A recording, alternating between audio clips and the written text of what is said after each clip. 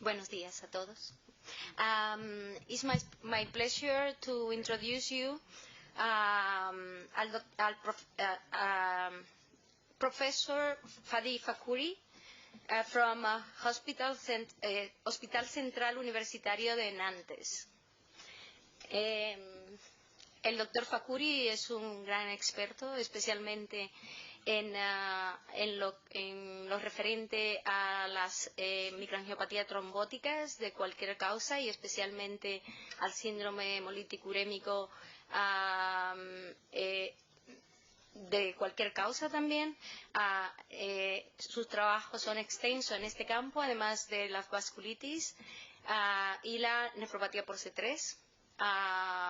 O sin nada más, os dejo con él, que nos hablará hoy de el fracaso renal agudo en los pacientes, las pacientes embarazadas.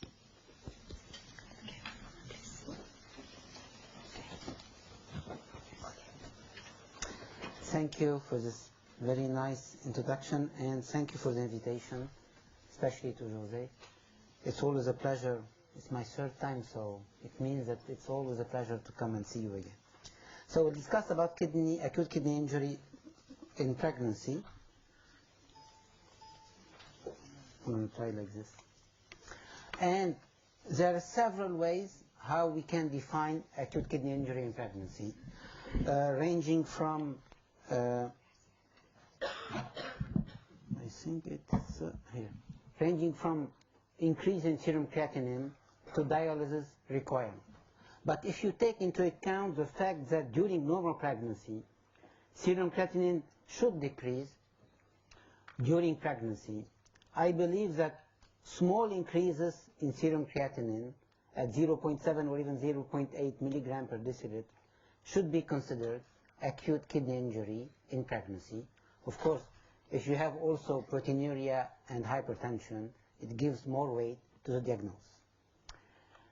The second point is that we assume that acute kidney injury in pregnancy is mostly, if not exclusively, a problem of developing and emerging countries. For example, this is a study from India dating 9 years ago. 2% of births were complicated by acute kidney injury. And when you look at the prognosis of pregnancy acute kidney injury in these countries, it looks very horrible, with high fetal mortality, maternal mortality, and of course irreversible kidney damage. And in developed countries, in Western Europe, in USA and Canada, we assume that acute kidney injury in pregnancy was no more a major problem, based mostly on the legalization in most countries of abortion, which decreased very significantly the incidence of pregnancy-associated acute kidney injury, which was associated in most cases, if not all, to complication of septic abortion. But still, even in developed countries, we still had, at least 20 years ago, 8% of reversible kidney damage, and we knew that some types of acute kidney injury in pregnancy, like HOS, still had a very bad renal prognosis. But even in developed and Western Europe and Canada, USA, acute kidney injury in pregnancy is still a problem. This is a study from Canada, relatively recent, showing that the incidence of acute kidney injury in pregnancy even increased during the last 7 years in referral centers. And of course, it was associated to more frequent history of chronic kidney disease, as already discussed by Professor Piccoli, but also to maternal death, intensive care unit admission, and requirement for dialysis in the acute phase. So no, it's still a problem in a lot of countries, not only in developing countries. And if you focus on very severe pregnancy acute kidney injury requiring dialysis during pregnancy and the postpartum, the incidence did not go back to zero, of course. This is from Canada too.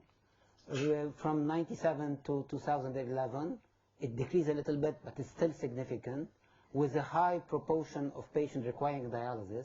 And the crucial part is postpartum and the third trimester, and 1/3 of the patient went to intensive care unit.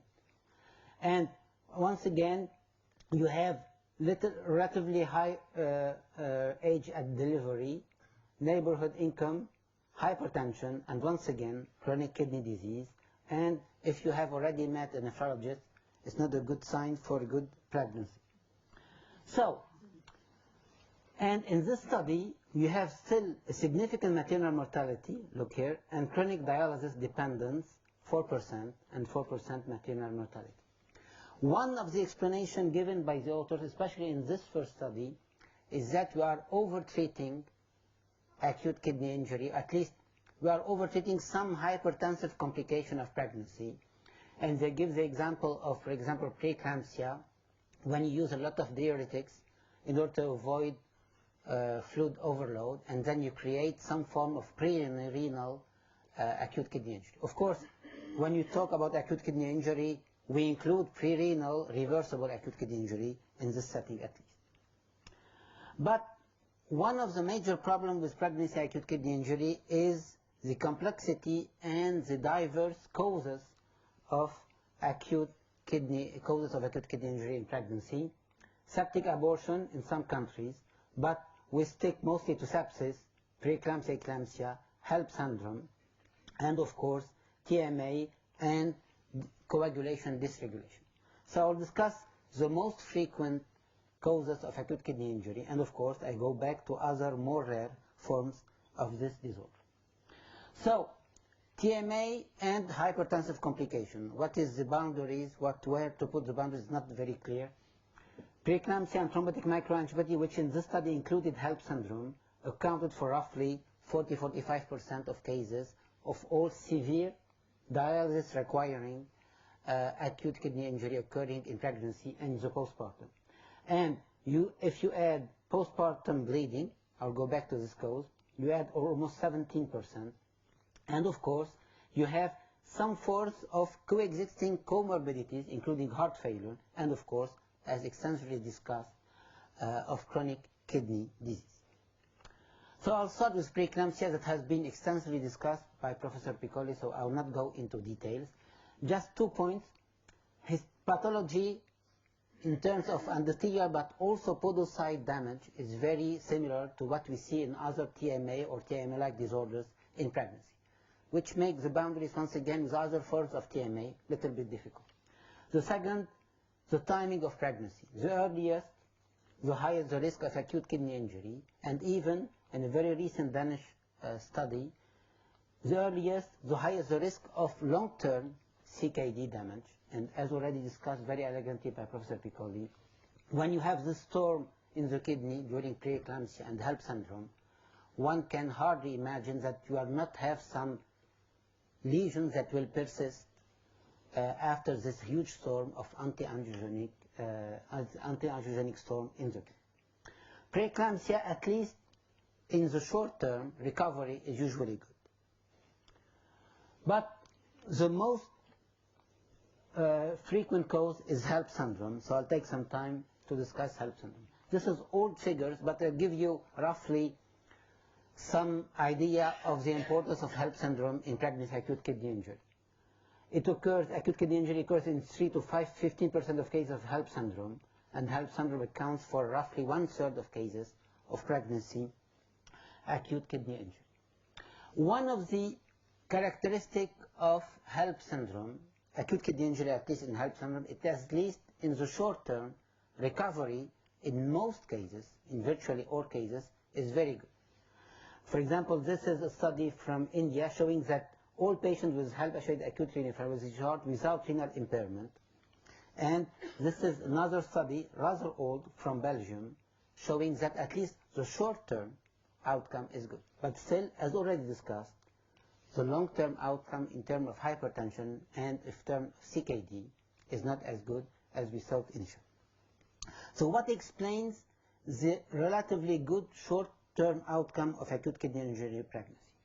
One of the explanations is that the most frequently encountered lesion in kidney in patients with acute kidney injury in the setting of HELLP is not TMA, it's acute tubular necrosis.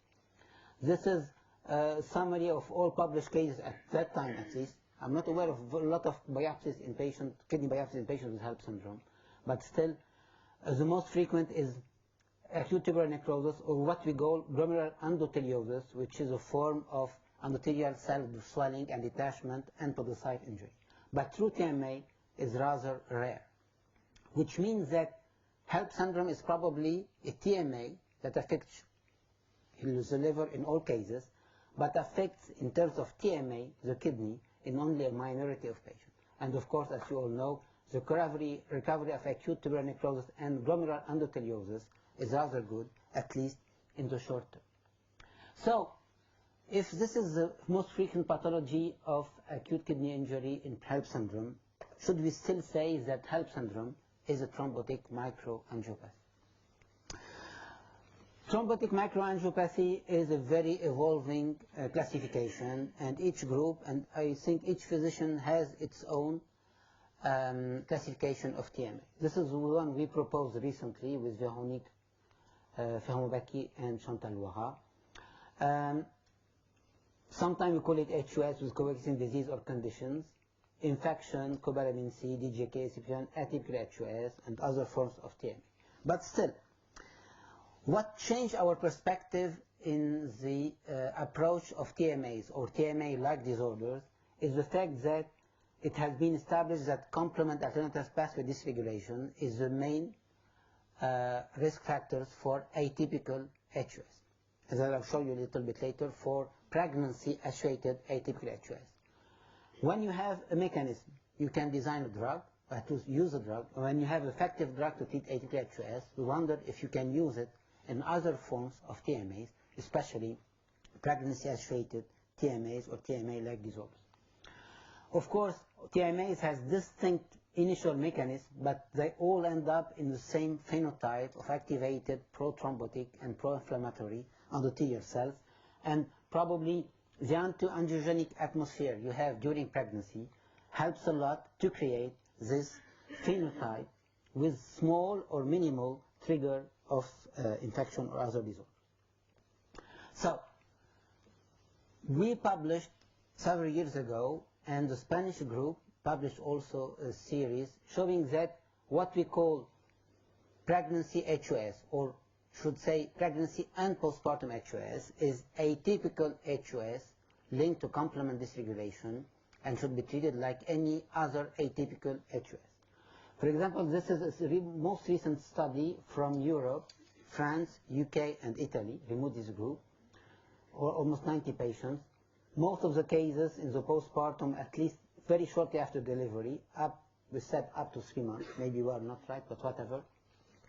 And this patient had the same presentation as any atypical HUS with high frequency of dialysis, mild thrombocytopenia, and in the short and long term, you had a high incidence of end-renal disease, 1/3 of them at 3 months of evolution, and even those who had renal transplant had a recurrence in the graft, which reinforced the idea that it was complement-mediated HUS triggered by pregnancy.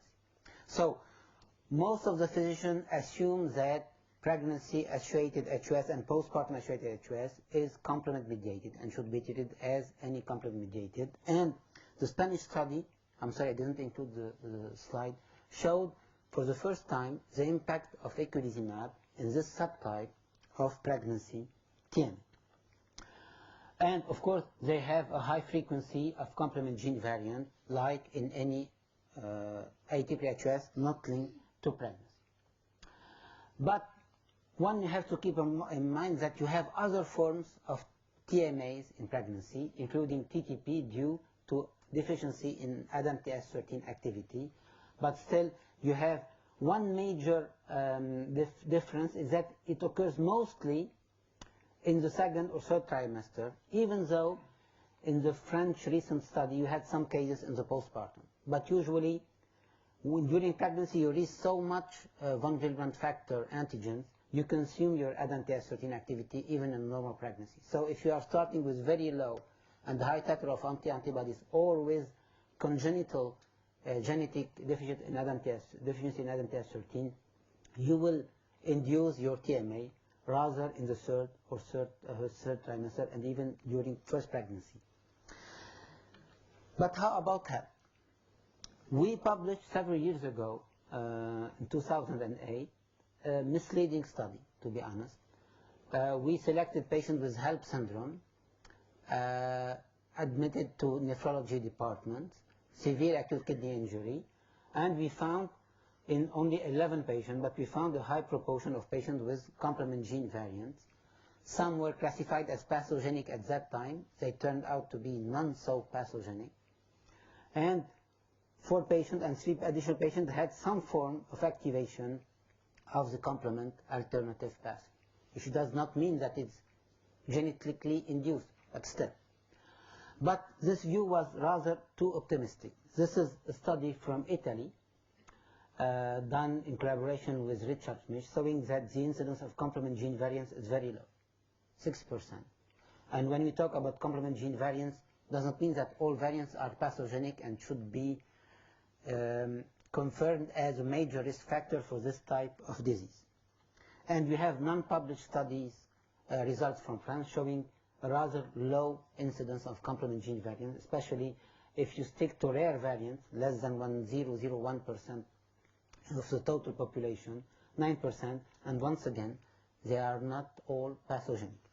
And even if you stick to HELP syndrome associated to acute kidney injury, there's a small difference in terms of incidence of complement gene variants, but as you see, we are talking about very small figures. So, HELP syndrome is not a predominantly complement-mediated form of TMA.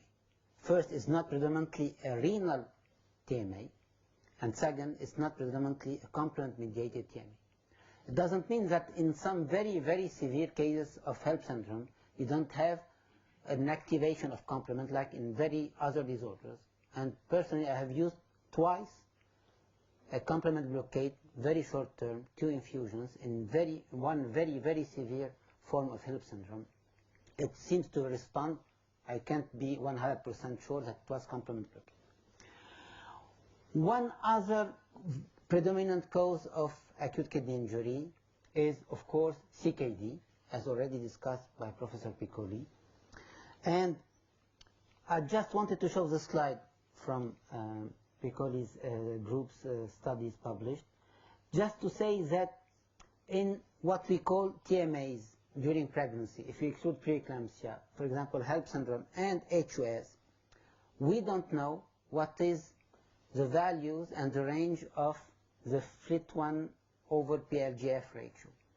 We have measured in roughly 20 patients outside pregnancy the level of soluble FLT1 in the acute phase of HUS, and some had very high levels of FLT1. Of course, obviously not as high as in pregnancy, but they were around 1,000, 2,000, which is already very, very high if you are outside the pregnancy process.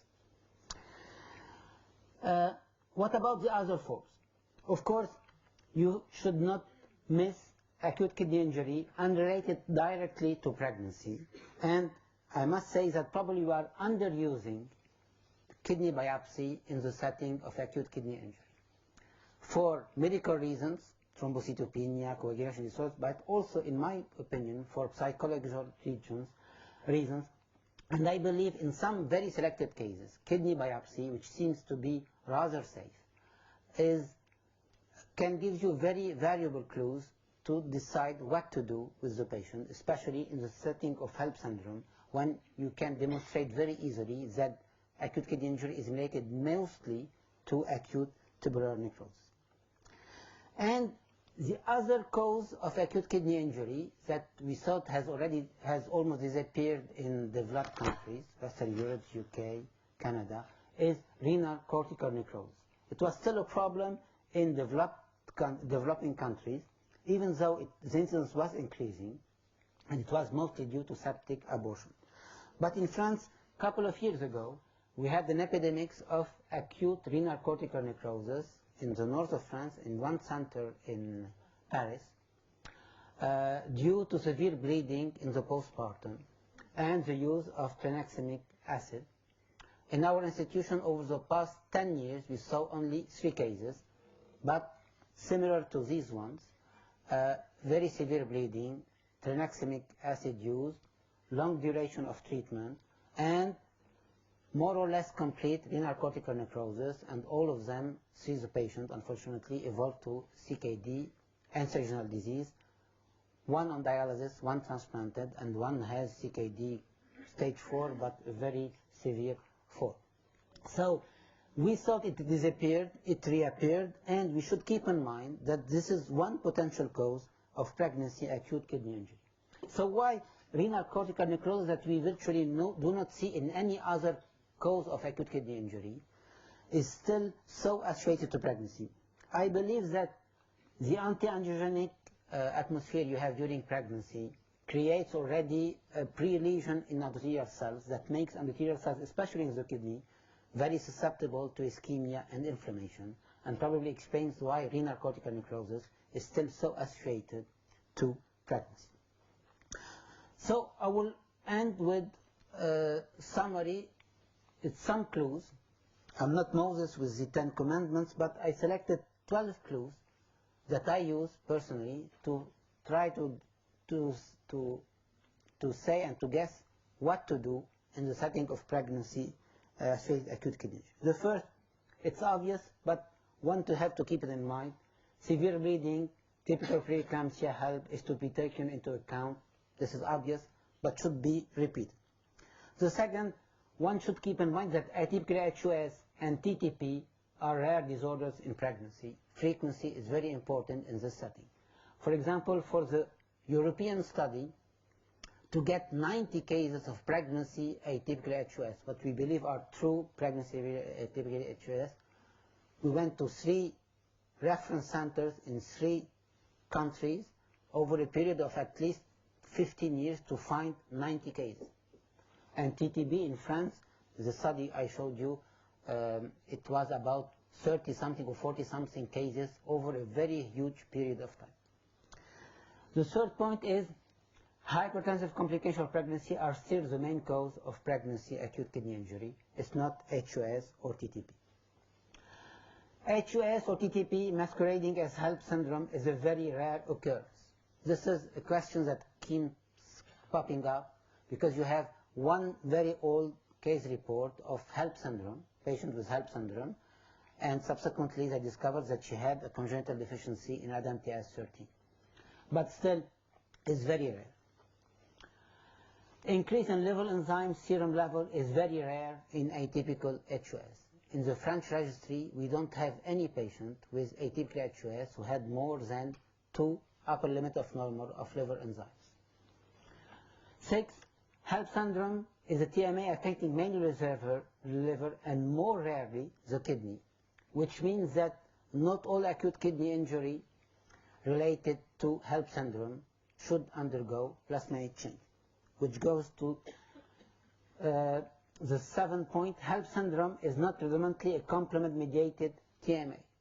Once again, no proof that complement exchange or even complement blockade is an effective treatment in HELLP syndrome, outside, of course, exceptional salvage treatment. Spontaneous renal evolution of renal hematological parameters during the first 48 hours is crucial in the management of pregnancy acute kidney injury. In other terms, we should learn to wait, but I believe, and I totally agree with those who would say it's hard to wait, but still, if you don't have extrarenal manifestations, especially neurological manifestation, if the acute kidney injury is not so severe, I always take 24, 84 hours to wait and see how things evolve spontaneously. And one should keep in mind that the benefit of plasma exchange is only proven in acquired ADAMTS13 deficiency-related TTP. There is no other proof that is helpful in HELLP syndrome, in severe preeclampsia, in postpartum bleeding, or even in pregnancy-associated atypical HUS, more or less, to make it, to say it broad things. So we do sometimes plasma exchange because it's stressful, the situation is stressful, because thrombocytopenia is very severe, but to be honest, we do it very empirically empirically, except for acquired ADAMTS13 deficiency-related TP. But once again, ADAMTS13 deficiency does not induce acute kidney injury. In the French TTP registry, the two criteria that help you distinguish TTP from HUS are creatinine and platelet. If you have serum creatinine below 180 micromoles and platelet below 30,000, it's not HUS. HUS is usually 90-100% platelet and very high serum creatinine. Of course, you have exceptions, but we are talking about probabilities, and except ADAMTS13 deficiency-related TTP and acquired autoantibodies, plasmid change may do more harm than benefit. Then, in case of anuria, and especially with postpartum, you should check for renal cortical necrosis by Doppler or MRI. Of course, if you have total renal necrosis, it makes emergency more relative. Unfortunately, if you have renal cortical necrosis, you can do whatever you want. Even some patients with tranexamic acid associated or at least bleeding associated renal cortical necrosis had eculizumab in some centers of France. It didn't change a lot. You have some form of recovery, very partial, because you have some sort of perfusion from the capsular arteries. But in other terms, if you have a very complete or very spread renal cortical necrosis, do not use plasma exchange and do not go to very aggressive treatment because probably you have already lost the battle. 11, a kidney biopsy may be helpful when feasible, but I think for mostly psychological reasons, we do not perform enough kidney biopsies in this setting. And sometimes I advise to wait in the setting of pregnancy and acute kidney injury. But it's always more easy and less thoughtful to wait when you have acute tubular necrosis documented by kidney biopsy than assuming, based on the history and your experience, that it is acute tubular necrosis. And finally, as already said by Professor Piccoli for preeclampsia and CKD, clinical experience is still the key. That's why nephrologists should talk to obstetricians and work hand in hand. Thank you.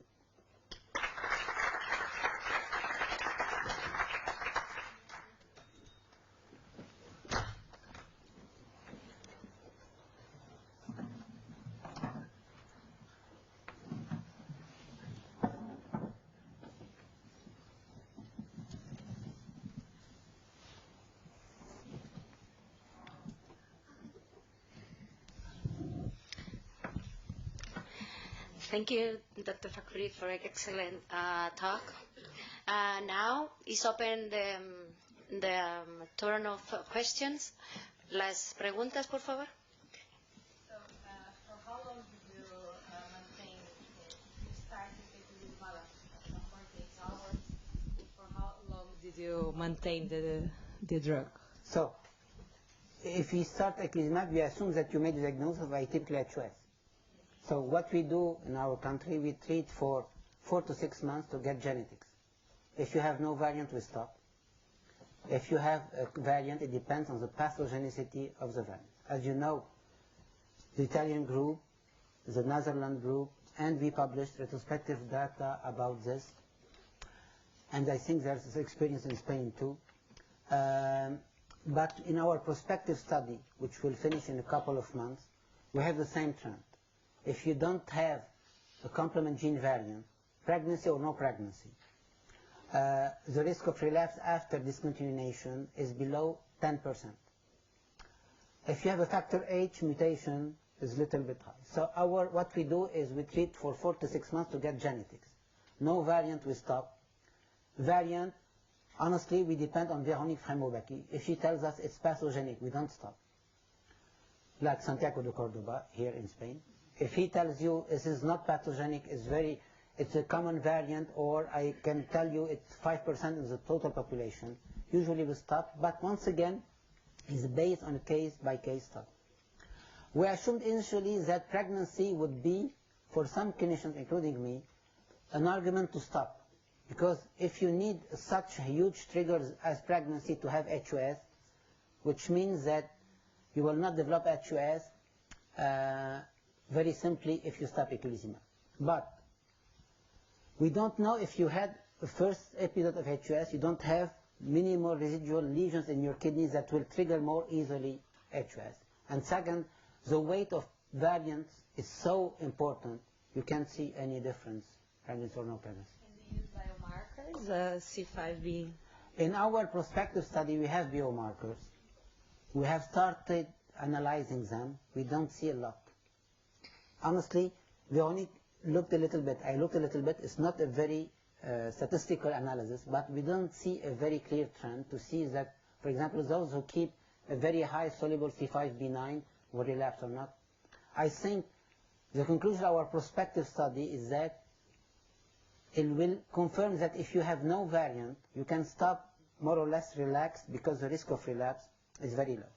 Because based on all retrospective studies, clinicians included mostly patients with no variant, which is obvious. Those who they will stop more easily. Other questions? I have a question. All of these syndromes around during the pregnancy and around the delivery are very close in symptoms. Most of them are almost equal. Okay. Do you recommend make all the studies immediately, just when start the disease, or you wait and see if is relieving or is getting better or not? When I can, I always wait 1 or 2 days to see how platelets and creatinine evolve. Because if you start very early plasma exchange, you won't know if it's the effect of plasma exchange, if platelet goes from 35 to 50, or it's the spontaneous evolution. If you have no anuria, honestly, if you have renal cortical necrosis, it's too late to do anything. If you have some form of, some quantity of urine, no neurological involvement, I wait. I wait because nobody can prove that not doing plasma exchange will be a loss of chance to the patient if you accept acquired ADAMTS13 deficiency. But this is very, very, very rare to have such very severe acute kidney injury in the setting of acquired ADAMTS13 deficiency. So it's a very stressful and emotional moment. You have the lady, the infant and everything, but it doesn't mean that gives weight for plasma exchange. Because sometimes you are called, they have started plasma exchange since 2 to 3 days, and platelets increase a little bit, serum creatinine is still high.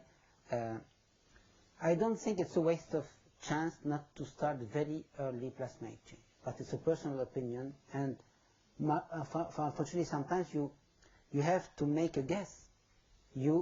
Your impression, that's why I said clinical impression, because sometimes it's the impression. You see the patient and your general feeling is that it's not HUS. It's more severe HELLP syndrome, and unfortunately you take the risk for the patients too. But our medical exercise is based on taking limited risk and based on what we know.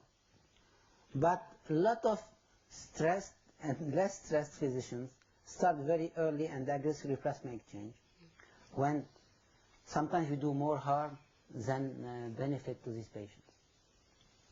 So I would wait. If we can wait, I would wait. And I would do a kidney biopsy as early as possible, because if you have acute tubular necrosis, well, you are more relaxed and you can wait more easily and reassure the patient and the physician that takes her in charge. Thank you very much. Now, any other questions or comments? Then, now... Pues seguimos con la siguiente charla. Vamos a continuar y para mí es un honor y un privilegio presentar a una compañera de nuestro hospital, la doctora Elisa Yurba. Es directora del Servicio de Ginecología y Obstetricia del Hospital Universitario de la Santa Creu i Sant Pau. No creo que haya persona mejor para la siguiente charla. Tiene, previamente al llegar a nuestro centro, tiene una extensa línea de investigación muy acreditada en el tema que va a hablar, en preeclampsia y en factores, en biomarcadores en esta entidad en el embarazo, y seguro que con su excelente charla pues nos va a aportar muchísimos conceptos interesantes a considerar en nuestra práctica clínica. Pues cuando quieras, Elisa. Muchas gracias, doctor Castellví. Bueno, para mí es un honor también poder estar aquí con vosotros y bueno, tener el privilegio de trabajar con nefrólogos, reumatólogos, médicos de medicina interna y colegas también de la atención primaria, porque pienso que es la única manera en la que, como decíamos al inicio de esta jornada, podemos realmente llegar a lo que necesitan las pacientes. Bueno, en esta charla vamos a centrarnos más en un tema obstétrico, ¿no? Porque yo creo que también es importante ver el lado donde muchas de las pacientes que comentabais antes, ¿no? O bien llegan o bien después de la enfermedad pues van a vosotros, que es las enfermas que desarrollan preeclampsia. En este campo ha habido unos avances importantes en los últimos 15 años que creo que marcan una diferencia definitiva tanto en el diagnóstico como en el manejo, y también en la posibilidad de distinguir mejor aquellas pacientes en las que vamos a encontrar problemas y que por tanto hemos de tener mayor cuidado de las que simplemente pues harán un embarazo normal, incluso teniendo patología previa. Bueno, primero empezaremos por diagnosticar la preeclampsia. Los criterios clásicos es una enfermedad que clásicamente se define por la aparición de hipertensión, y esto es como lo hemos definido en los últimos 100 años o más. Incluso Aristóteles ya hablaba de la eclampsia como aquella mujer que tenía convulsiones. Por tanto, utilizamos un término que bien no se corresponde a la fisiopatología, y aún seguimos utilizando este término, que yo creo que nos ha llevado a muchas confusiones, ya que engloba muchas patologías muchas veces, ¿no? Pero aún así, lo que definimos como preeclampsia es la aparición de hipertensión en la mujer embarazada, y que si aparece antes de las 20 semanas asumimos que es una hipertensión crónica, y muchas veces nos quedamos ahí, ¿no? Y no miramos más allá que la proteinuria. Quizá tendríamos que evaluar pues más en profundidad pues otros componentes como el riñón o el sistema cardiovascular, y si aparece más allá de las 20 semanas le llamamos hipertensión debido al embarazo. O sea, es decir, es una clasificación, y cuando aparece proteinuria es cuando si es negativa llamamos hipertensión gestacional, y si es positiva preeclampsia. Esta es la definición clásica. Ahora, además, también podemos definir preeclampsia cuando aparece hipertensión y además alguna de las alteraciones analíticas o clínicas, y si aparece estas complicaciones le llamaremos preeclampsia grave. Ahora, esta es la teoría, ¿no? Pero la clínica es tozuda, ¿no? Porque a veces pues, mujeres como la que os presentaré pues no responden a estas premisas, ¿no? Por ejemplo, una paciente nulípara, 32 años, 34 semanas, sin factores de riesgo a priori, ¿no?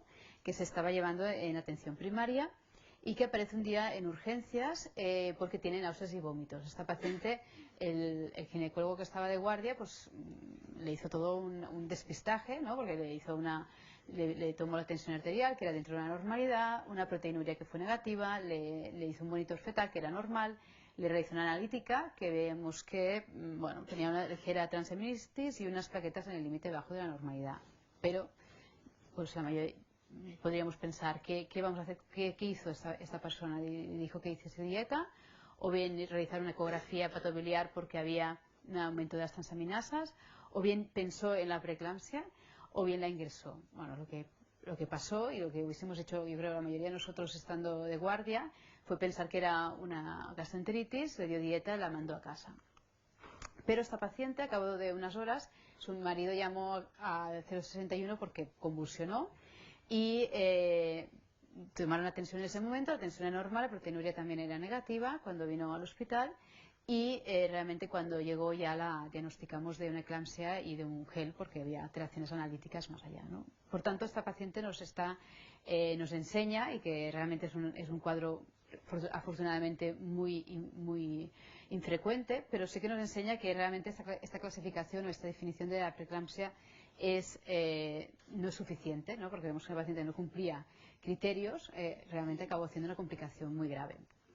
Y por tanto esa es la causa de que la preeclampsia se encuentre detrás de muchas muertes maternas, y de hecho los ingleses que estudian mucho las causas de muerte materna de forma exhaustiva la definen como la segunda causa de muerte después de la hemorragia. Y esto es por la dificultad de distinguir entre distintos tipos de patología, y por esta definición que está basada más en unos criterios clínicos que realmente en la fisiopatología o en el pronóstico de la enfermedad. Porque además la preeclampsia no es solamente hipertensión y proteinuria, sino como se sabe hoy en día es una enfermedad multisistémica, que tiene un gran componente endotelial, y que esto es lo que justifica todos los signos y síntomas clínicos. Pero no todas las pacientes tendrán todos los síntomas ni alcanzarán todas las complicaciones que pueden llegar a alcanzar, ¿no? Podemos tener pacientes con alteración más a nivel de cerebro, con visión borrosa, cefalea, incluso eclampsia. Hay pacientes que tienen un componente más de hemólisis y trombocitopenia con alteración a nivel hepático, o bien hay otras que tendrán sobre todo una afectación placentaria y con un componente sobre todo fetal. Por tanto, este espectro de la enfermedad es lo que nos encontramos en nuestra práctica clínica, y por tanto es muy difícil muchas veces con las herramientas clínicas que tenemos hoy en día de saber cuáles de ellas realmente acabarán haciendo un problema grave. Y ya se sabe que esto se debe a que haya placenta, porque si no hay placenta no hay preeclampsia, y que se sabe que la causa de toda esta enfermedad endotelial es la liberación de una serie de moléculas a torrente sanguíneo materno que conducen a esta enfermedad endotelial. Esta teoría, durante muchos años sabéis que fue el sistema renina-angiotensina, que si el estrés oxidativo, que el sistema de complemento, etcétera. Hubo muchas teorías, es la enfermedad de las teorías, hasta que por fin fue un nefrólogo en Boston, el doctor Karumanji, que relacionó la preeclampsia con un desbalance de los factores angiogénicos que provenían de la placenta. Y concretamente ese desbalance hacia un entorno más antiangiogénico y una elevación del ratio entre este factor antiangiogénico SFLT comparado relativamente con la liberación del bueno, que era el placenta growth factor. Este es el primer paper sobre este tema que se publicó el año 2003, y que realmente relacionó la expresión de SFLT en la placenta con la preeclampsia severa, y que esto se correlacionaba con la gravedad de la enfermedad, y también una disminución a nivel de torrente sanguíneo del factor proangiogénico placenta growth factor. ¿Y esto cómo funciona? Bueno, a nivel del embarazo normal, estos receptores buenos, es decir, los proangiogénicos, se unen a receptores de membrana endotelial, y lo que hacen es promover la liberación de dióxido nítrico, que es lo que da lugar a la vasodilatación fisiológica del embarazo, y por tanto a mejorar todo el proceso de vascularización placentaria. En cambio, en la preeclampsia hay una liberación de factores antiangiogénicos, el SFLT es uno, pero también hay un aumento del soluble endoglin, que se unen a estas moléculas buenas o proangiogénicas, que evitan que estas moléculas se unan a los receptores endoteliales, y por tanto no permite esta vasodilatación fisiológica del embarazo, y por tanto el desarrollo del embarazo de forma normal. Bueno, y esto es así. Este es el paper que se publicó en el New England en el año 2004, en el que comprobaron que no solamente estos factores estaban alterados en el momento agudo de la enfermedad, sino que la buena noticia era que estaban alterados también en etapas precoces de la enfermedad y antes de que aparecieran los signos y síntomas clínicos. Bueno, esto ya más recientemente se ha llegado a conocer cuáles son los niveles de estos marcadores en el embarazo normal, en los embarazos con preeclampsia y en los embarazos que acabarán haciendo complicaciones placentarias, ya dile como quieras, pero no solamente preeclampsia, sino cualquier complicación placentaria susceptible de dar lugar a una complicación materno-fetal grave. Y este punto de corte del ratio SFRT-PLGF se acordó que era 85 en las pacientes por debajo de las 34 semanas y por encima de las 34 semanas de 110. Esta diferencia es porque en el embarazo obviamente hay un aumento de este ratio de forma normal y por tanto la distinción entre los casos y controles es menor al final de la gestación. Y la buena noticia es también que comparado con lo que utilizamos hoy en día en la práctica clínica de marcadores bioquímicos o incluso biofísicos como puede ser la tensión arterial, la creatinina o el ácido úrico, este ratio de factores angiogénicos es lo que distingue de forma mucho más clara aquellas pacientes que acabarán haciendo problemas graves. Esta gráfica también del grupo de Karumanji nos está diciendo lo mismo, que pacientes con un SFLT-PLGF ratio por encima de 85, en el 85% de los casos, en menos de 2 semanas, habrá finalizado la gestación por un motivo materno-fetal, tenga una preeclampsia, y en cambio las mismas mujeres de las mismas características basales, con un ratio por debajo de 85, la mayoría permanecían embarazadas en las siguientes 5 semanas. Es decir, nos distingue muy bien dos tipos clínicos de pacientes a pesar de que al inicio parecieran iguales. Es decir, esta paciente que llegó con la sospecha de náuseas y vómitos seguramente, de hecho cuando le hicimos el ratio estaba a 400 y pico. Si se lo hubiésemos hecho en la puerta de urgencias seguramente hubiésemos evitado esta complicación materna. Bueno, la otra cara de la moneda es que debido a estos casos tan graves llevamos manejando señoras en nuestras clínicas del embarazo pues que realmente no harán complicaciones, es decir, todas estas pacientes de riesgo al final solamente un 20% acaban haciendo algún problema y eso que hace pues que aumente la iatrogenia, el intervencionismo y también que nos consuma económicamente muchos recursos. Así ahora somos capaces de ya utilizar marcadores biofísicos y bioquímicos en el primer trimestre. De hecho, aquí está la doctora Scasocchio, que ha contribuido del grupo de Clinic, que ha contribuido mucho en la literatura a demostrar cómo somos capaces ya de detectar las mujeres que harán complicaciones desde el primer trimestre, y ahora sabemos que estas pacientes les tenemos que poner aspirina desde las 12 semanas del embarazo por la noche a dosis de 150 miligramos y que estas pacientes disminuirán el riesgo de preeclampsia gracias también pues, a estos marcadores bioquímicos. También hay mujeres que se siguen cribando en el segundo trimestre mediante las arterias uterinas básicamente, y luego tenemos un montón de señoras de riesgo que pueden ser enfermas renales, hipertensas crónicas, diabéticas tipo 1, etcétera, que acaban viniendo a nuestra consulta y que es un gran número, es una de cada 5 mujeres que vemos en nuestras consultas con esta sospecha clínica. Y aquí tenemos un campo también de mejora, porque no puede ser que estemos controlando a tantas pacientes que luego al final realmente no harán ninguna complicación.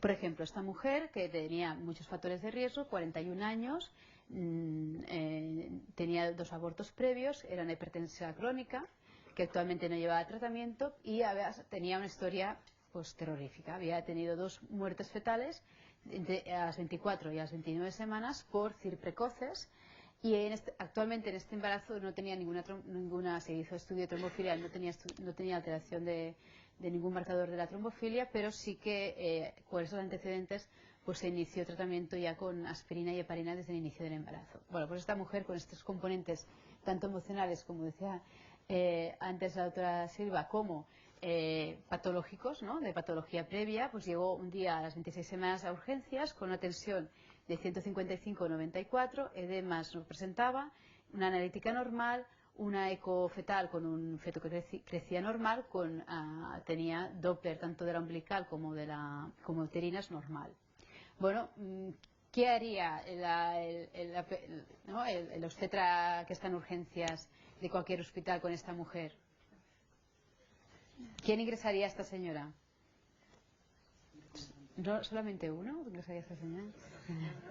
Nosotros somos nefrólogos. Ya, pero bueno.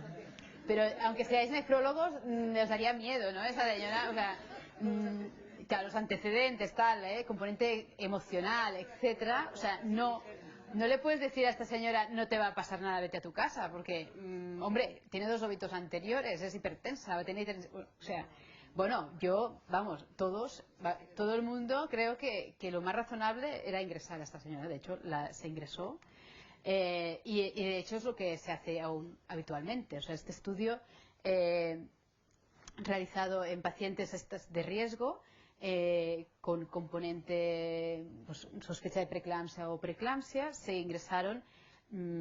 La mayoría de pacientes que ingresaron no hacían ningún problema, ¿no?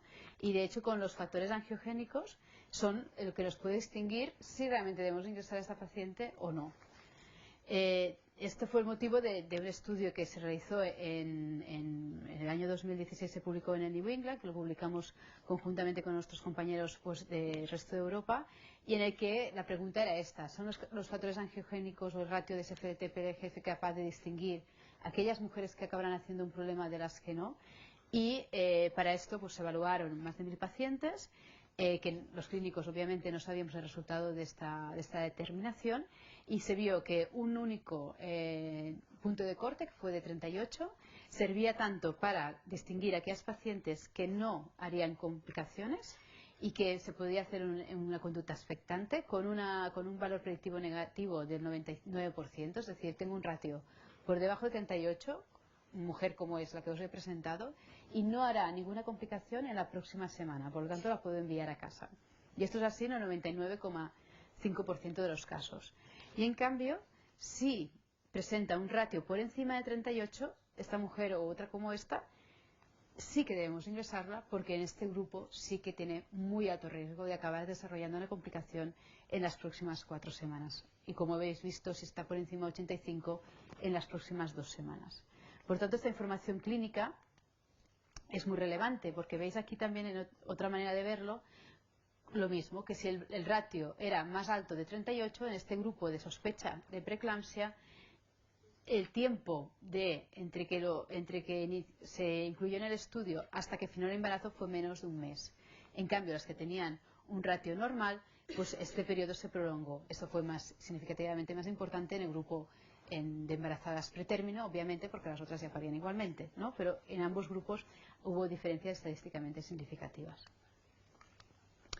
En este grupo que os decía de pacientes que hospitalizamos en este estudio, lo más importante es que la mayoría la mayoría de las que hicieron preeclampsia tenían este ratio por encima de 85. Por tanto, es una información clínica muy relevante.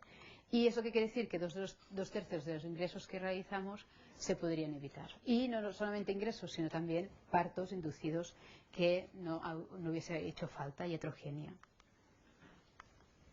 Bueno, además, otra pregunta que creo que es relevante para este auditorio es: ¿pueden los que la doctora Pico le ha presentado antes unos datos que yo también voy a presentar, que nos ayudan también en estos casos que no sabemos si realmente es un debut de una enfermedad renal crónica, o es un debut de un lupus, o es una síndrome antifosfolípido, o hasta qué punto es una hipertensa crónica que ha debutado con hipertensión o realmente está haciendo una preeclampsia? Pues ahí hay datos ya, por ejemplo, esta paciente que tuvimos hace relativamente pocos, una paciente de 31 años con un síndrome nefrótico, que tenía una creatinina de 1,2 y una proteinuria de 24 horas de más de miligramos, y que se llevaba en la unidad conjunta y llevaba aspirina desde las 12 semanas. En esta señora tenía Doppler de las arterias uterinas, que es un marcador que nosotros utilizamos para ver la deficiencia placentaria, normal en teoría en el primer y segundo trimestre. En esta paciente hicimos un seguimiento desde las 24 semanas con controles del crecimiento fetal, y veis cómo progresivamente, a medida que avanzaba el embarazo, el crecimiento fetal el percentil de crecimiento fetal disminuyendo, cada vez el bebé crecía relativamente menos, y también hicimos un seguimiento con el ratio de SFLT-PDGF, y veis cómo aquí el ratio nos marcaba valores muy bajos de 4, 7, 12, 10, pero que en este punto en el que ya empezábamos a ver una afectación fetal fue cuando ya empezó a aumentar también el ratio. Aquí se ingresó para corticoides para madurar el feto, y luego ya empezó con una preeclampsia grave. Aquí también los factores angiogénicos nos sirvieron para distinguir cuando esta paciente hizo una preeclampsia de cuando tenía hipertensión y proteinuria y no estaba haciendo la enfermedad. Este es el paper que comentábamos, que hemos enseñado los 3 ponentes hoy, y que realmente sí que hay una diferencia entre tanto el SFRT como el PLGF, entre las pacientes que sí que tuvieron preeclampsia, en este grupo de enfermas renales crónicas, respecto a las pacientes que no hicieron preeclampsia. También hay datos sobre pacientes con síndrome antifosfolípido y lupus. En este paper que también estos datos de este estudio que también ha salido, el PROMISE Study, y en el que realmente hay unas gráficas muy bonitas que enseñan también cómo las pacientes que acaban haciendo alguna complicación del embarazo tienen ya alterado tanto el SFLT como el PLGF, que es la línea azul, desde las etapas muy precoces del embarazo. Esto nos ayuda también en este grupo de pacientes de tan alto riesgo, que nos está diciendo, bueno, que ya desde el primer trimestre del embarazo, aquellas que van a tener más complicaciones, se les puede aconsejar. Igualmente, si van a tener un embarazo, esperemos, sin tantos problemas, también se les puede decir, cuando estos marcadores son normales, al principio del embarazo, pues nos relajan a todos un poco y a ellas en particular. Bueno, el otro gran reto es tomar decisiones con esta herramienta. Es decir, bueno, tú tienes un ratio elevado, ¿no? Como hemos visto, ¿podemos hacer algo? O sea, hay algo que, además de descartar las pacientes que van a tener complicaciones, podemos realmente a nivel clínico ya tomar decisiones con un aumento de esta, si es tan malo, ¿no? Si estas pacientes van a parir a cabo de dos o 4 semanas por alguna complicación, ¿podemos adelantarnos a estos problemas? Bueno, realmente la NICE de momento acepta la utilización del ratio o de los factores angiogénicos en general para descartar preeclampsia en estas pacientes con sospecha clínica, pero ninguna de las sociedades científicas lo ha abrazado como criterio diagnóstico. Sin embargo, en este año, muy recientemente, ha aparecido en el Lancet un paper en el que se confirma que utilizando esta información, utilizando en este caso, utilizar no solamente el placenta growth factor, utilizando esta información, ya a nivel clínico, hubo un acortamiento entre el tiempo de diagnóstico de preeclampsia, es decir, se diagnosticó o se etiquetó a una paciente antes de preeclampsia utilizando estos marcadores, y se redujo las complicaciones maternas adversas, es decir, avanzándonos al diagnóstico o adelantándose, aunque sea pocos días, éramos capaces de empezar el tratamiento profiláctico, en este caso con sulfato de magnesio, pues ingreso, vigilancia y probablemente finalización de la gestación, evitando complicaciones maternas. Por lo tanto, ya hay una evidencia clara que la utilización de estos marcadores en la práctica clínica y tomando decisiones nos va a mejorar el pronóstico materno. En este caso, estos autores no vieron una mejora de pronóstico fetal. Esto también es lógico porque, evidentemente, adelantando el diagnóstico no evitamos las complicaciones de la prematuridad, pero sí que evitamos sobre todo las complicaciones maternas. Sin embargo, ahora mismo, ¿qué estamos haciendo? Bueno, si cualquier paciente que viene de urgencias, de consultas o hospitalizada con una sospecha de preeclampsia, la indicación sería hacerle este ratio. Si es normal, le haremos de alta, no hace falta verla hasta en 4 semanas de tiempo. Si tiene un ratio intermedio, la volveremos a ver en 1 semana. Y si tiene un ratio alto de más de 85 o más de 110 por encima de las 34 semanas, pues en este grupo es donde tenemos que verla incluso semanalmente o mantener ingresada dependiendo de las condiciones de esta paciente.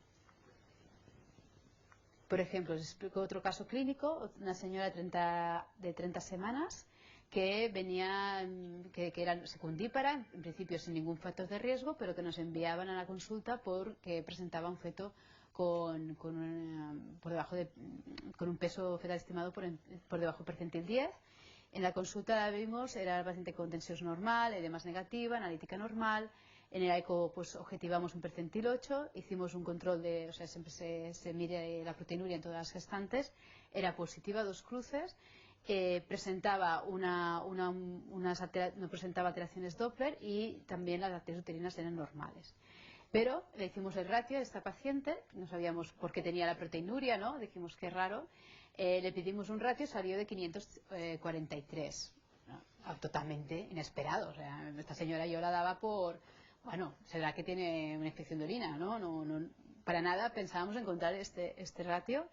Y pues bueno, ni idea de lo que tiene esta mujer, pero le dije, esta señora estaba en su casa, cuando recibimos el resultado, le dijimos, mira, no sabemos lo que tienes, pero ven, porque digo, no sé qué tienes, pero ven, porque hay algo que no va bien y te vamos a controlar más y te vamos a estudiar. Bueno, menos mal que vino. Seguía teniendo tensión absolutamente normal, a 129/72, ni edemas, la analítica normal, sin me apuras una ligera hemoconcentración para encontrar algo y seguía teniendo la proteinuria de 2 cruces. Bueno, el ratio lo volvemos a repetir, digo, esto es un error de laboratorio, no, seguía siendo alto y dijimos, bueno, vamos a madurar, ¿no? Por si acaso, no sabemos lo que tienes, pero vamos a madurar el feto por si pues pasa algo y tenemos que sacarlo rápido, ¿no? Y de hecho, esa misma noche hizo un desprendimiento de placenta y bueno, fue bajarla de la planta y hacer la cesárea y bueno, todo fue bien, pero esa mujer en su casa probablemente ese feto no hubiese llegado. Bueno, me pone los pelos de punta todavía porque realmente es un caso excepcional, porque realmente nadie esperaba encontrar este ratio en esta paciente, pero que realmente en estos casos de fetos pequeños, cuando además ves alguna cosa más, proteínas, o tiene... Bueno, el ratio es útil porque a mí no me da miedo la paciente con hipertensión y 2 óbitos fetales, porque esto nos pone los pelos de punta a todos y la ingresamos. Pero estas mujeres que en teoría no tienen factores de riesgo son donde los factores angiogénicos nos pueden ayudar más, ¿no? Bueno, sí. Y de hecho, en el estudio Prognosis, en pacientes que tuvieron un ratio por encima de 38, pero no desarrollaron preeclampsia, entonces esto es el valor del ratio, todos por encima de 400, 1200, pero no tenían preeclampsia, todas estas, y hubo un parto prematuro, algunas de ellas un óbito fetal, otras pues complicaciones debidas a la prematuridad, pero todas, evidentemente no sabíamos los valores en ese momento, acabaron con una complicación grave fetal que requirió una finalización. Por lo tanto, esa información de alguna manera la tenemos que utilizar, porque ya hoy en día no nos quedamos tranquilos sabiendo que una mujer tiene un ratio elevado y no actuando, ¿no? De hecho, este es el motivo de un estudio que estamos realizando en toda España, que es un estudio financiado por el FIS, y en el que lo que estamos mirando es realmente eso, sí, cambiando la definición de preeclampsia, porque hombre, lo lógico sería que estos factores que son la causa de la preeclampsia estuviesen en la definición y no como una cosa complementaria, sino como la definición, si eso nos ayuda a cambiar el manejo de la preeclampsia y por tanto mejorar el pronóstico materno y fetal. Esa es la tesis del doctor Fernández y de momento ya llevamos más de 700 pacientes y esperamos que, pues bueno, tenemos que llegar a 2000, o sea que bueno, vamos haciendo, pero realmente es un estudio que creo que será muy útil para cambiar ya definitivamente nuestro manejo y la definición de la enfermedad. Bueno, como conclusiones, remarcar que la preeclampsia sigue siendo una enfermedad potencialmente muy grave. En los países desarrollados sigue siendo la segunda causa de muerte, pero en los países en vías de desarrollo es la segunda causa de muerte, pero de muchas más muertes, porque realmente ahí las mujeres tienen mucho menos acceso a la sanidad y cuando se complican la dificultad de tratamiento es muy alta. Y que ahora mismo tenemos que luchar para que estos factores que se han demostrado clave tanto en la etiopatogenia como como factores pronósticos se utilicen realmente de forma adecuada y de forma reglada dentro de un protocolo y por tanto dentro también de la definición de la enfermedad.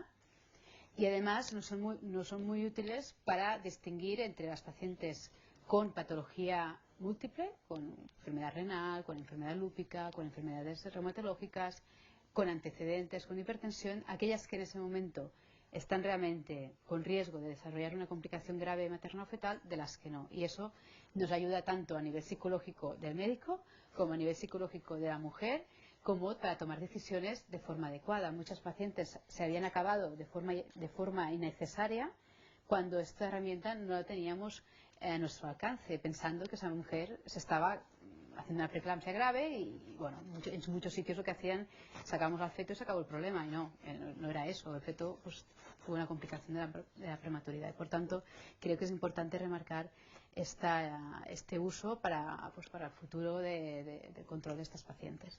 Y eso es todo, muchas gracias.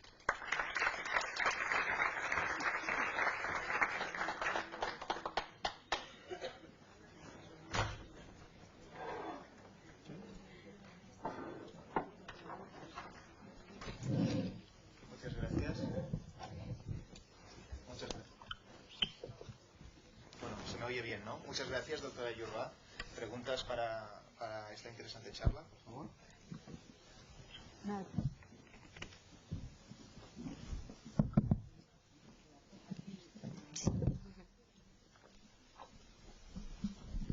Felicidades, Elisa, es un gusto escucharte, siempre aprendemos muchas cosas.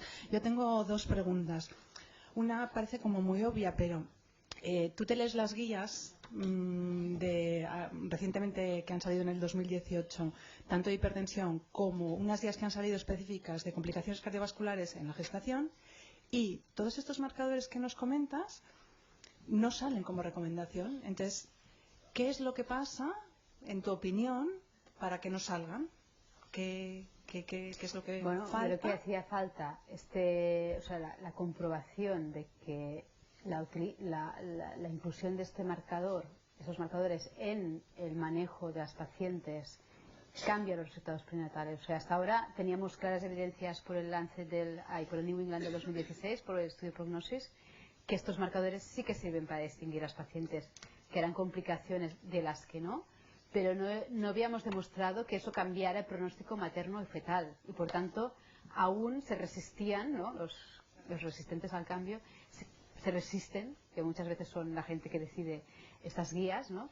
Se resiste a recomendar su uso porque es un parámetro que tiene su coste, y no había una demostración clara de que esto iba a cambiar el pronóstico materno fetal como tal. Podríamos imaginar que sí, ¿no? Lo lógico es que si lo diagnosticamos antes, si lo tratamos antes, si somos capaces de saber de qué va el tema, ¿no? Y no suponerlo, pues tenemos más herramientas para tratar mejor a esos pacientes. Pero realmente hasta el Lancet de este mismo año, del 2019, no había evidencia clara que esto disminuía las complicaciones maternas. Entonces este paper es muy importante. Yo creo que a partir de aquí, si nosotros también los datos que estamos acumulando, se supone que la idea es que también nos den el mismo resultado, es decir, que vayamos a mejorar el pronóstico materno y a cortar el tiempo en el que la mujer está pendiente de si tiene o no una preeclampsia, y esto nos hará posible convencer ya a los más escépticos de que lo tenemos que incluir en las guías y por tanto en las recomendaciones futuras, ¿no? Además, el SFLT, como comentábamos antes, se comentaba antes, también tiene un efecto fuera del embarazo y está claramente relacionado con la enfermedad cardiovascular directamente, ¿no? Por tanto, yo creo que será una forma también de monitorizar en un futuro estas pacientes, y si una paciente ha tenido el SFLT muy alto durante el embarazo, son las que de verdad tienen seguramente lesión endotelial muy grave, susceptible de más riesgo en un futuro. Esto también lo estamos intentando demostrar, ¿no? Y la otra pregunta es, ¿existe alguna situación en la que estos marcadores son falsamente elevados? No. No, o sea, es específico. Falsos positivos, menos de un 1,5%. Ahí también pregunta la doctora Piccoli. Bueno, hay varias preguntas. Hola, muy buenas. Soy el doctor Viterna de la Cira Esquerra, el ginecólogo, y quería hacerte dos preguntas. La primera, cuando comentabas el caso del desprendimiento, que dices que llamaste a la paciente a casa, o la llamaron a casa, sí. ¿Es porque tardan mucho tiempo en salir este valor en la analítica? Bueno, porque como no está, en ese momento aún no lo teníamos puesto en rutina, ¿qué pasa? Que lo hacíamos 3 veces por semana. Entonces venía la señora, le sacabas la sangre y la mandabas yo en ese caso, a ver, si tienes una sospecha alta de que vaya a complicarse, como podría ser la otra, la ingresas. Pero en esta señora yo no la ingresé porque realmente no vi nada susceptible de que fuese a complicar. Le hice los ratios por demás, vamos a ver qué sale. Pero lo tuvimos al día siguiente. Ahora mismo estamos teniendo el ratio 3 veces por semana, pero eso no es una cuestión de técnica. La técnica está automatizada, es una técnica como la troponina, como los factores de la misma plataforma que se hacen los marcadores de primer trimestre, pero sí que es mucho más eficiente, es decir, a nivel de términos económicos, si juntas varias muestras para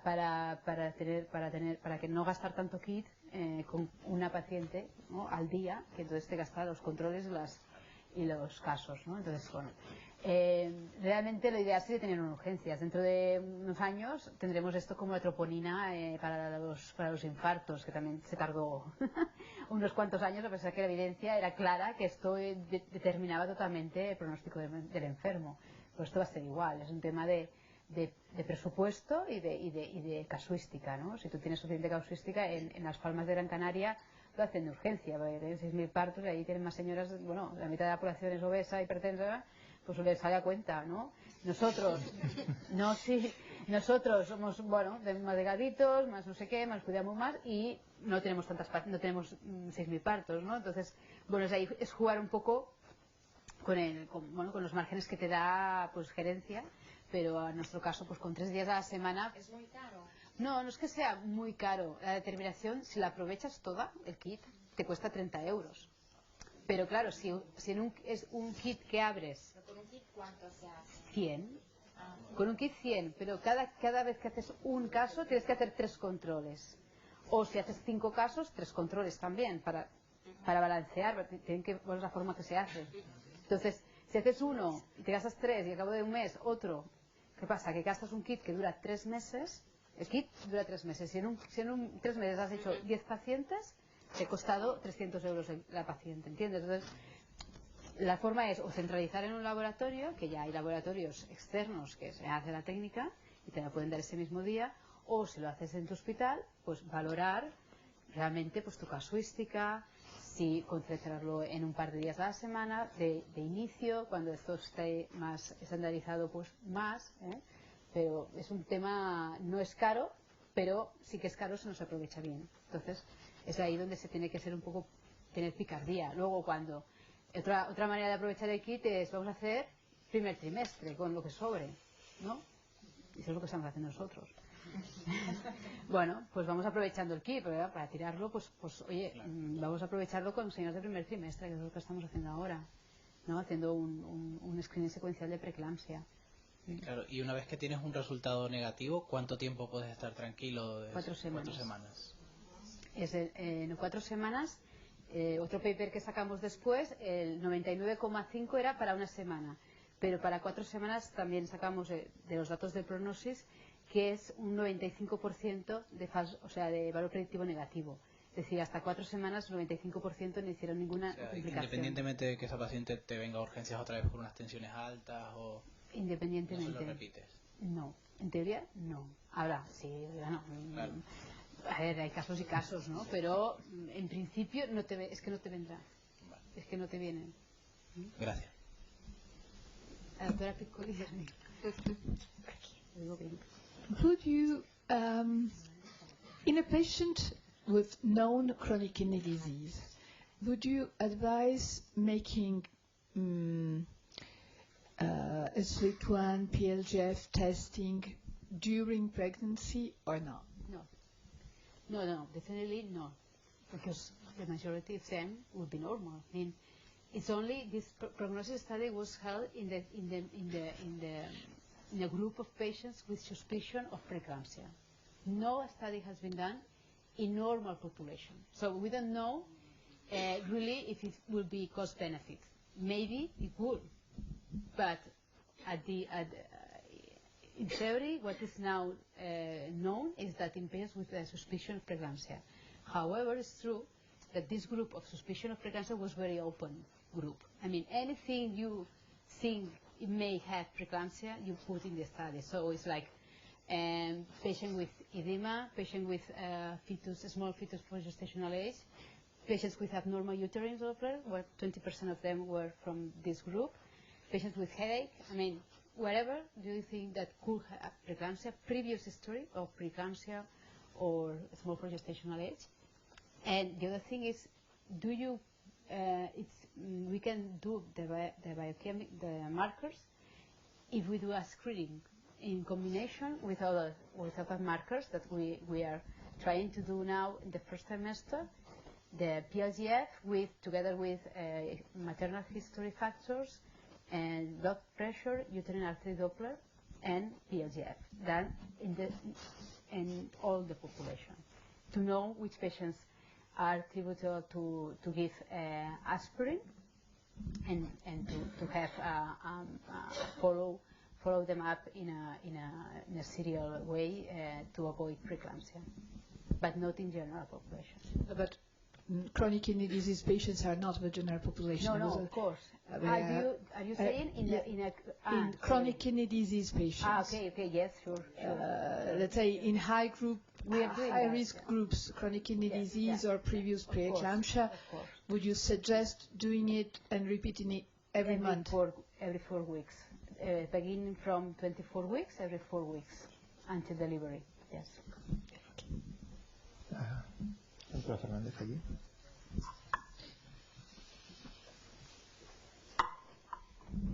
Hola, buenos días. Me ha encantado tu presentación. Soy Gemma Fernández, soy nefróloga. Bueno, más o menos lo ha respondido. ¿Qué utilidad tendría el marcador? O sea, ¿a partir de qué semana podría empezar a pedirse? Que más o menos has dicho que lo estáis empezando a pedir en el primer trimestre. Si podría ser una herramienta para empezar a pedir desde el principio en los pacientes con riesgo de preeclampsia, preeclampsias previas, hipertensas, ¿vale? Y luego una tercera pregunta, que es en el algoritmo que has puesto, cuando el ratio está entre 34 y 84, más o menos, es que me he perdido, no me ha dado tiempo. Más o menos, ¿en cuánto tiempo lo volvéis a repetir? Una semana. Este grupo intermedio, bueno, responderá la última pregunta, este grupo intermedio es entre un 5 y un 8% de todo el grupo, es decir, son muy pocas pacientes que te caen en medio, pero estas sí que tienen mucho riesgo de acabar haciendo una preeclampsia, al cabo de una semana lo repetimos, ¿vale? Entonces, respecto a lo que has comentado, en pacientes con enfermedad crónica, que es la enfermedad crónica renal o hipertensas crónicas o enfermas con antecedentes de preeclampsia, etcétera, que las llevamos ya en la consulta de insuficiencia placentaria, una consulta de enfermedad renal, les hacemos el ratio cada 4 semanas desde las 24 semanas, ¿vale? Además, a estas pacientes, a estas y a todas en general, a todas mujeres embarazadas, ahora estamos haciendo un cribado de primer trimestre de preeclampsia, que en todos los sitios se está haciendo con historia materna, con tensión arterial y la mayoría de sitios con Doppler de arterias uterinas. Si tuviésemos dinero, haríamos además el PLGF, que ahora mismo no está implementado en ningún sitio porque no hay dinero, porque hemos dicho, vale 30 euros, por 30 por todas las embarazadas es mucho dinero, ¿vale? Pero sí que nosotros lo estamos haciendo en un grupo de pacientes de riesgo alto y que es para confirmar ese riesgo alto y darles aspirina. ¿Más preguntas? ¿Al fondo? Hay una pregunta ya.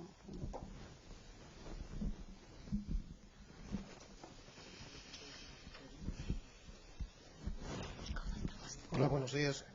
En relación a los falsos positivos que dijiste, era el 15%, si no me equivoco, ¿verdad? ¿Falsos positivos? Sí, del ratio. Eran un 60, o sea, 40% de falsos positivos.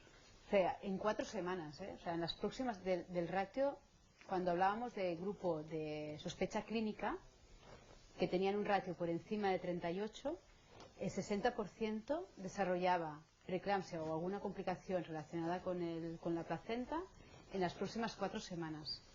Y el 40% no lo hacía en esas siguientes 4 semanas. Pero la mayoría de ellas acaba haciendo más adelante en el embarazo. Ok. ¿Y esos falsos positivos a qué se los relacionó? ¿A la propia enfermedad, a fármacos o a qué factores? Más que falsos positivos, son mujeres que no desarrollan el problema en las siguientes 4 semanas, pero sí que acaban haciendo algún problema más allá, o sea, más adelante en el embarazo. No sé si me explico. No son bien falsos positivos. Todas las mujeres con ratios elevados, por encima ya de 85, casi el 100% acaban haciendo un problema más pronto o más tarde, la mayoría en las siguientes 2 semanas. Pero no eran 2 semanas, pero eran 4, ¿sabes lo que quiero decir? Que no, más que falsos positivos, depende de dónde cortes, digas hasta cuándo te son útiles los marcadores. Ok. Y última pregunta para el doctor Pallarín, que vamos mal de tiempo. Es un poco lo que te acaba de preguntar, es decir, que puede haber una elevación del cociente, evidentemente sin clínica, y la complicación puede tardar en aparecer más de 4 semanas, incluso más, pero siempre aparece algo. Siempre aparece, o sea, en ese estudio era que finalizaras el embarazo antes de 2 semanas, que finalizaras el embarazo. Es decir, puede ser que tuviese un feto pequeño o un CIR que no finalizaste el embarazo en 2 semanas, pero tenía un problema placentario ya y que acabaría haciendo. O sea, realmente esa gráfica o ese estudio que quería mirar era qué nivel de ratio indicaba la causa de la finalización en menos de 2 semanas. Pero el problema placentario lo tenían todos. Y hay una correlación entre el nivel de aumento de la ratio y la severidad de la complicación. Bueno, esto es un tema más controvertido. O sea, a partir de un nivel, es decir, a partir de 85 ya es diagnóstico de enfermedad placentaria.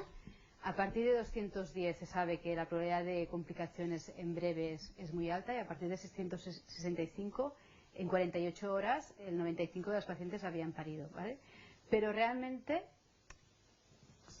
es lógico, y así lo demuestran los estudios que hay, que a más ratio, más grave, pero a veces es verdad que también vemos mesetas del ratio, sobre todo en pacientes sin preeclampsia que tienen CIR muy precoz, que tienen muy elevado ratio y que no se estanca en un nivel y que no es suficiente para acabar el embarazo. O sea que este punto aún se está discutiendo, ¿no? Pero sí que a mayor ratio, más gravedad normalmente. Sí. Pues muchas gracias por la discusión también muy interesante, y nos vamos todos al brunch.